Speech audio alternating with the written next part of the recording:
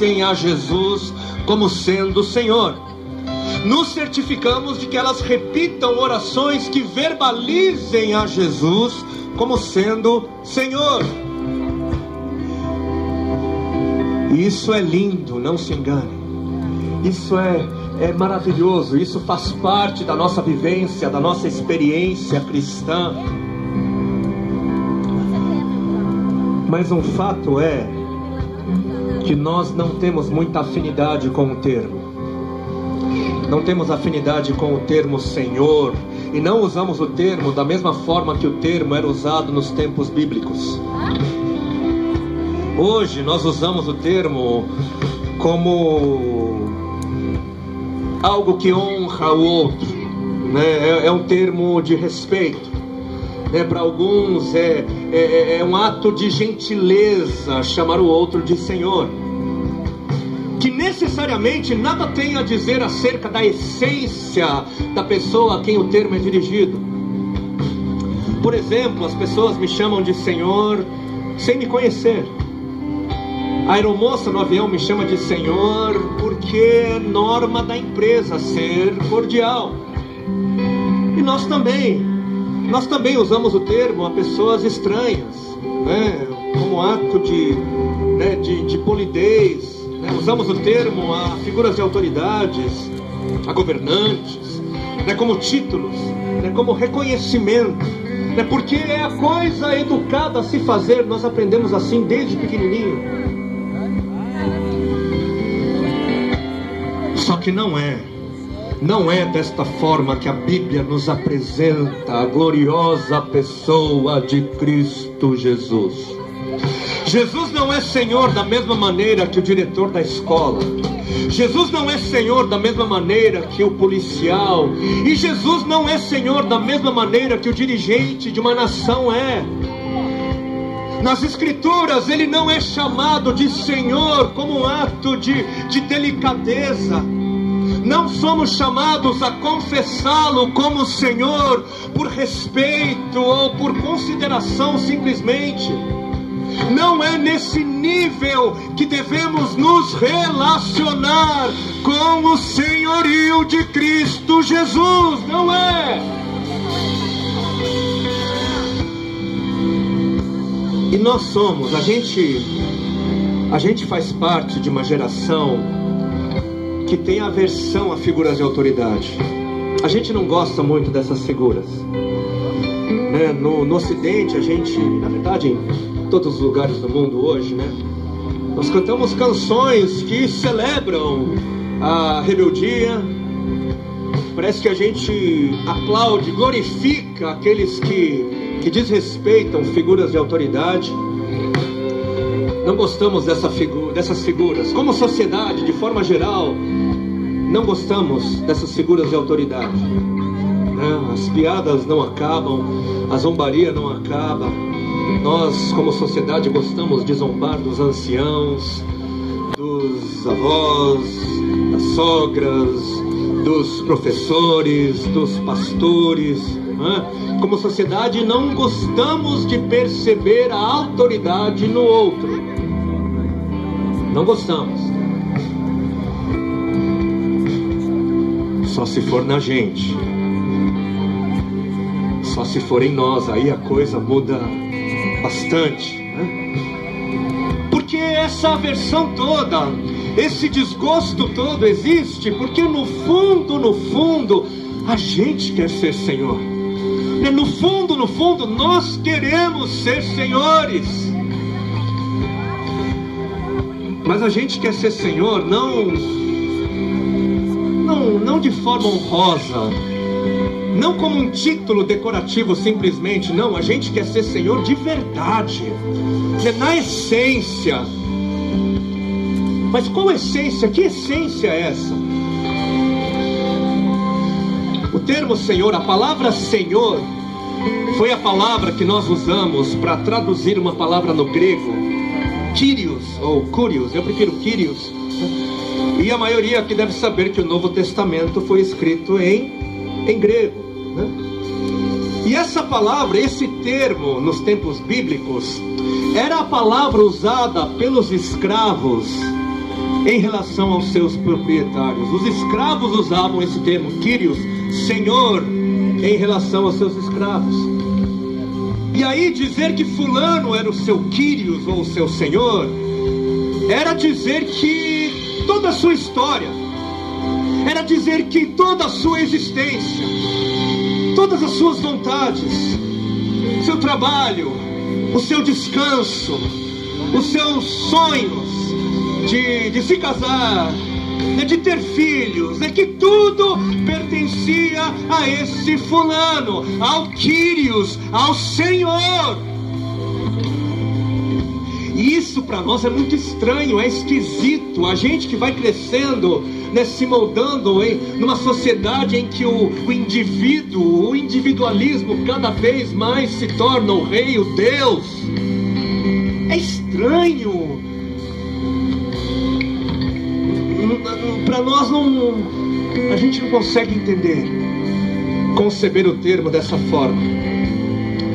E eu não sei se é por isso que a gente vai ver algumas vezes pessoas que dizem acreditar que Jesus ressuscitou dentre os mortos, confessam que Jesus é o Senhor, mas não mudam de vida. Dizem acreditar, mas continuam vivendo para eles mesmos, confessam com a boca, verbalizam publicamente que Jesus é o Senhor, mas na vida deles quem manda são eles mesmos, são elas mesmas. E como é necessário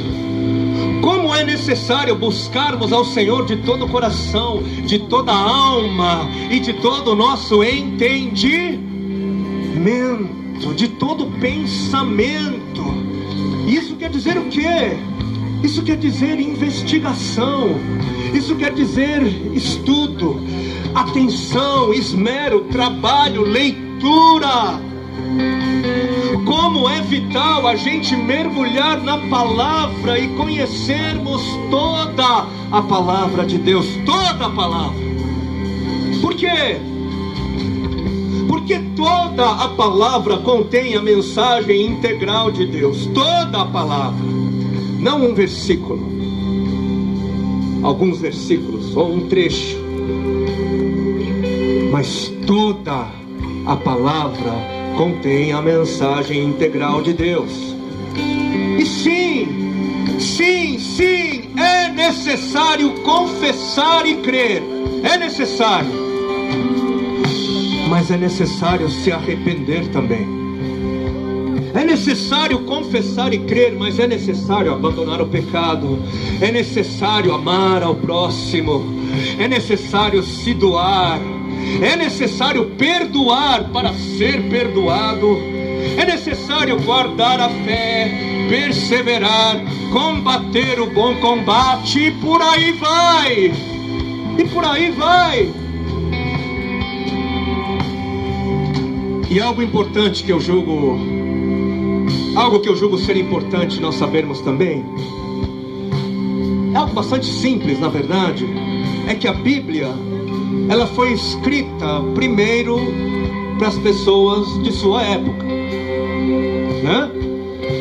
Quando os autores inspirados por Deus escreveram os livros ou as cartas bíblicas, esses autores escreveram como quem escreve, a pessoas do seu próprio tempo. Por quê? Para que houvesse compreensão, para que houvesse entendimento. É por isso que a gente tem um Antigo Testamento escrito predominantemente em hebraico e um Novo Testamento escrito em grego. Foi primeiro para as pessoas de sua época. E é uma questão de língua, A gente sabe isso, a gente sabe disso. As palavras, os conceitos, conforme o tempo vai passando e a nossa forma de pensar, a cultura vai mudando, elas vão mudando de sentidos. Uma palavra que tem um significado hoje não tem o mesmo de 10, 20, 50, 500 anos atrás. Isso é o que a gente sabe. E se a gente então não parar para pensar no que estava acontecendo nos tempos bíblicos, como é que era a cultura, como é que eram os pensamentos, como é que certos termos se relacionavam com a realidade da época, a gente pode não enxergar o quadro geral. E isso faz parte de amarmos ao Senhor com todo o nosso entendimento. Faz parte do amor pensar. E a gente leu no início, hoje, a Bíblia, quando ela nos disse que a confissão pública é uma forma de provarmos a nossa fé no Senhor Jesus, é muito importante nós buscarmos entender o que isso significou para os primeiros ouvintes daquela época. O que isso significou? Como é que foi ouvir para alguns: olha, se com a tua boca confessares ao Senhor Jesus publicamente, serás salvo. E mais uma vez, a palavra Senhor aqui é a palavra grega Kyrios. E essa palavra era a palavra usada naqueles tempos para se referir ao imperador de Roma. Essa palavra era usada para se dirigir ao imperador de quase todo aquele mundo, Este que era considerado um deus, ou um semideus, esse governador absoluto, era considerado um deus. E Kyrios, ou Caesar, ou César, ou Senhor, era o título que pertencia ao imperador de todos os que eram subjugados pelo poderoso Império Romano. Ser subjugado, ser dominado, ser submisso ao Império Romano significava lealdade ao Kyrios, significava lealdade a César, significava lealdade ao Senhor. E na época do apóstolo Paulo, o Kyrios, ou César de todos, era o temido e sanguinário Nero, que inclusive assassinou o próprio apóstolo Paulo e perseguiu ferozmente os cristãos.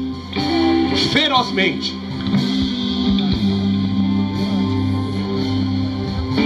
Agora vamos pensar um pouquinho.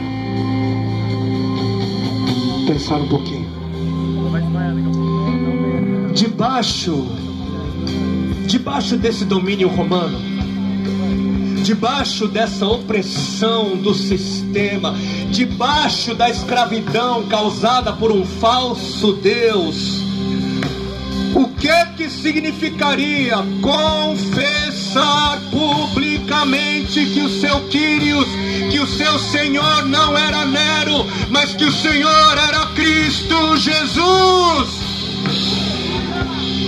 O que isso significaria na época? Quais seriam as possíveis consequências de confessar publicamente que o seu Kyrios, que o seu Senhor era e é Cristo Jesus? Não. Essa coisa de história, de Império Romano, não, está muito distante para mim. Eu não consigo me relacionar. Vamos trazer então exemplos atuais, exemplos modernos. Imagine que você vivesse ali hoje no Oriente Médio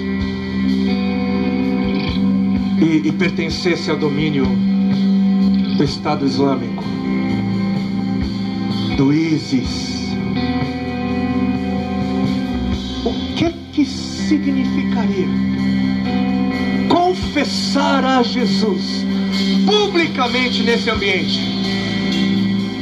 O que significaria naquela época confessar a Jesus como seu Senhor? Possivelmente a morte, a consequência possível seria a morte. Confessar a Jesus nesse sistema de opressão e perseguição seria uma possível sentença de morte.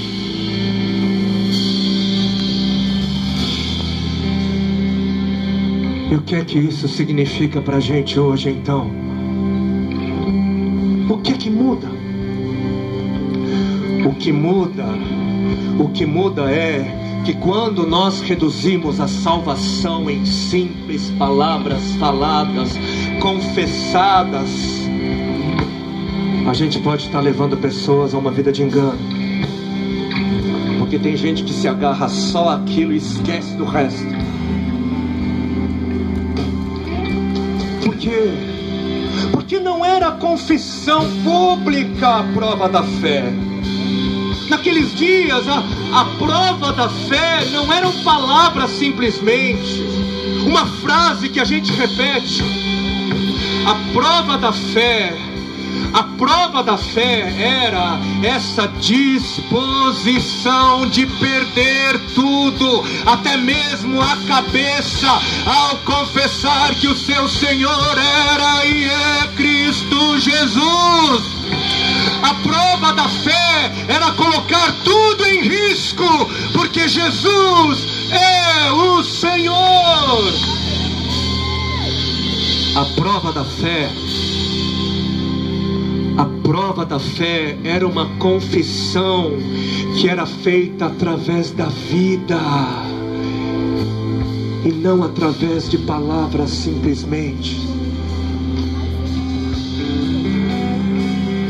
E é por isso que nós lemos que nem todo aquele que me diz Senhor, Senhor, entrará no reino dos céus. Nem todo aquele que me honra com as palavras, nem todo aquele que me reconhece como Senhor herdará a vida, mas apenas aquele que faz a vontade de meu Pai que estás nos céus. Mas apenas aqueles que se relacionam com Ele como se Ele de fato fosse o Senhor.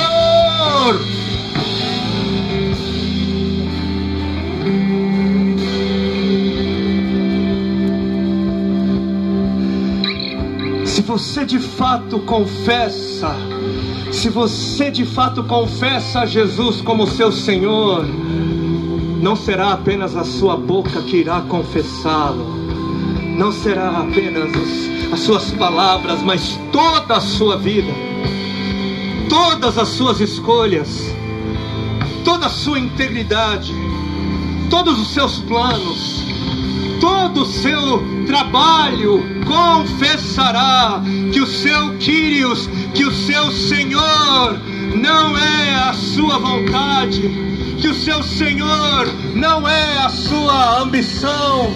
Tudo em você haverá de confessar que o seu Senhor não é você mesmo, não é você mesma, mas que o seu Kyrios é, o seu dono é Cristo Jesus de Nazaré, o Filho de Deus encarnado, Criador dos céus e da terra, vencedor sobre a morte, o Rei dos reis e o Senhor dos senhores, de eternidade em eternidade. Amém, amém, amém, amém, amém, amém, amém, amém.